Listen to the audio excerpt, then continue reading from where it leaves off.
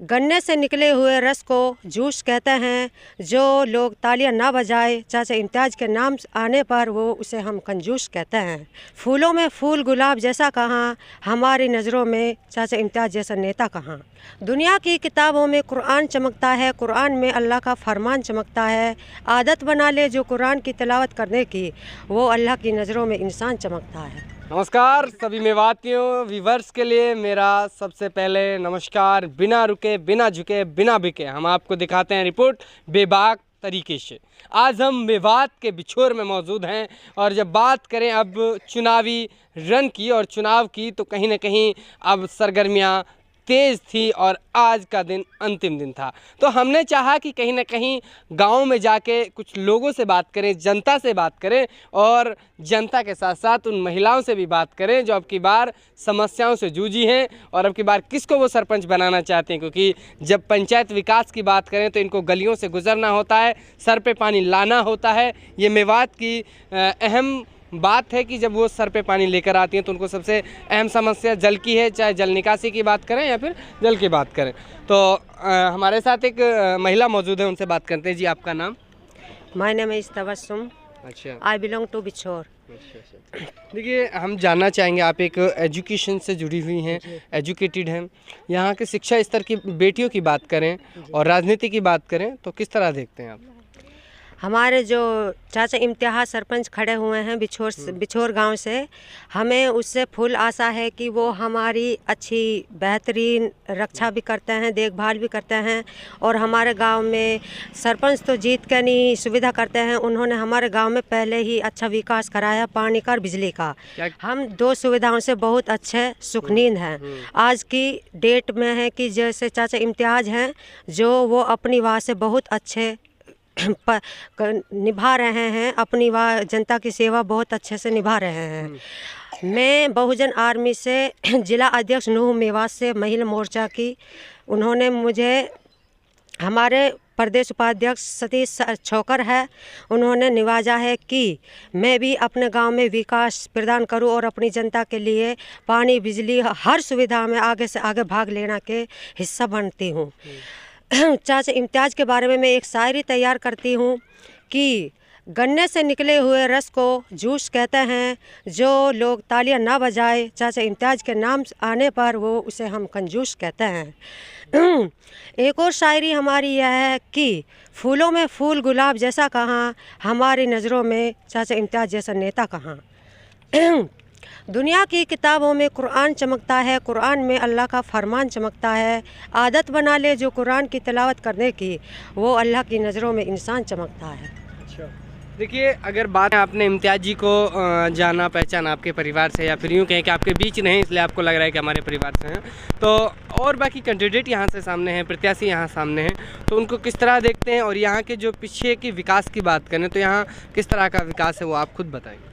जी, जो हमारे पिछले वार्ड में सरपंच साहब जेलदार इकबाल साहब सरपंच हैं, उन्होंने अभी तक जितने 8 साल 7 साल हो गए उसे सरपंची में, उन्होंने इस गांव में क्या, बस्ती में क्या, गलियों में कोई भी सुविधा नहीं की है।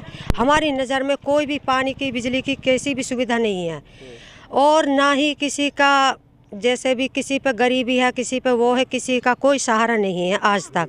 अपनी साइड कुछ भी किया है लेकिन हमारे बालोद मोहल्ला साइड उसने कोई हेल्प नहीं किया, कैसा भी कोई रीज़न नहीं दिखाया। नहीं, अभी तक उसने अपनी, जैसे बोलते हैं सरपंच, सभी बोलते हैं नेता तो कि हम ये करेंगे वो करेंगे, लेकिन उन्होंने अपनी बात कोई सी भी पूरी नहीं की है। और हमें तो अपने जो हमारे चाचा इम्तियाज़ साहब खड़े हैं, इससे ही यही उम्मीद है कि उन्होंने 2 चीज़ों की ही अब तक सुविधा की है तो आगे भी वो अच्छे से निभाएंगे। हमें सरपंच से भी कोई शिकायत नहीं है, लेकिन उन्होंने जब अच्छा काम किया नहीं तो इसलिए हमें उनकी शिकायत करनी पड़ रही है। अच्छा, आपके एजुकेशन में बात करें तो अभी आप क्या कर रहे हैं और कहाँ पे, अगर अभी पढ़ाई चल रही है या फिर आप छोड़ चुके हैं? जी, मैंने BSc B.Ed कर रखी है, मैं ग्रेजुएट हूँ और मैं टीचिंग लाइन से बिलोंग करती हूँ। टीचिंग लाइन में अच्छे से बच्चों को पढ़ाती भी हूँ। सेंटर में इम्पैक्ट इंस्पेक्टर NGO की तरफ से मैं लगी हुई हूँ। और जैसे भी हमारे गांव की गरीबों के लोग हैं, बस्ती, उनके बच्चों को पढ़ाती भी हूँ, फ्री में एजुकेशन शिक्षा देती हूँ। मैं फ़िलहाल के टाइम में मेरा चल रहा है कि मैं बहुजन आर्मी से जुड़ी हुई हूँ और क्या नाम उसकी संगठन की बेटियों की शिक्षा की बात करें ग्रामीण क्षेत्र में तो कहीं ना कहीं बहुत पीछे है, लेकिन जब आप जैसे चेहरे आते हैं तो हमको भी इस बात पे गर्व होने लगता है कि ये मेरी मेवात की बेटी है। ये मैं फ़ख्र से कह सकता हूँ, जो अपनी राजनीति में भी अपनी बात को रखती है और अपनी बातों के साथ साथ अपने मुद्दों को भी रखती है।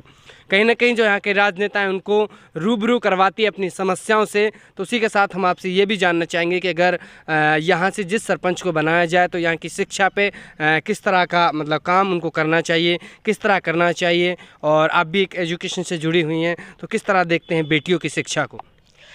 मुझे आशा है कि इंशाअल्लाह जो हमारे चाचा इम्तियाज़ साहब खड़े हुए हैं, चुनाव लड़ रहे हैं, अल्लाह पाक उसे कामयाब करेगा। और हमारा इंसान का तो जरिया ही होता है कि हर किसी का जरिया ढूंढता है अल्लाह पाक। इज़्ज़त तो अल्लाह पाक के हाथ में रखी है, हमारे हाथ में कुछ नहीं है।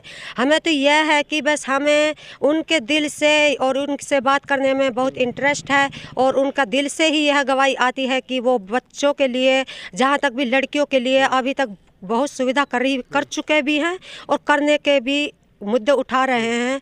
इंशाअल्लाह वो लड़कियों के लिए शिक्षा एजुकेशन इतना अच्छा लाएंगे क्योंकि अलग से उनके लिए शिक्षा का स्तर बनाएंगे और उसमें 2-4 लेडीज़ों का भी हक देंगे, क्योंकि बालिका ऐसी भी होती हैं कि जो बड़ी होती हैं, उनको पढ़ाने के लिए लेडीज़ चाहिए, तो लेडीज़ों के लिए हिस्सा देंगे और अपना स्थान बनाएंगे जो शिक्षा के आधार पर जानना चाहिए। एक सबसे बड़ी अहम बात जानना चाहेंगे कि मेवात की जो महिलाएं हैं वो राजनीति में या तो इंटरेस्ट नहीं लेती हैं या फिर उनको लेने नहीं दिया जाता है, तो कहीं ना कहीं कई बातें हैं। तो आप किस तरह देखती हैं, आप किस तरह सोचती हैं इस बात को, साथ में इस बात में कि मेवात के लिए क्या संदेश देना चाहेंगी महिलाओं को कि राजनीति में या फिर यूँ कहें कि एजुकेशन में और वो हिस्सा लें, इसके लिए आप क्या कहना चाहेंगी?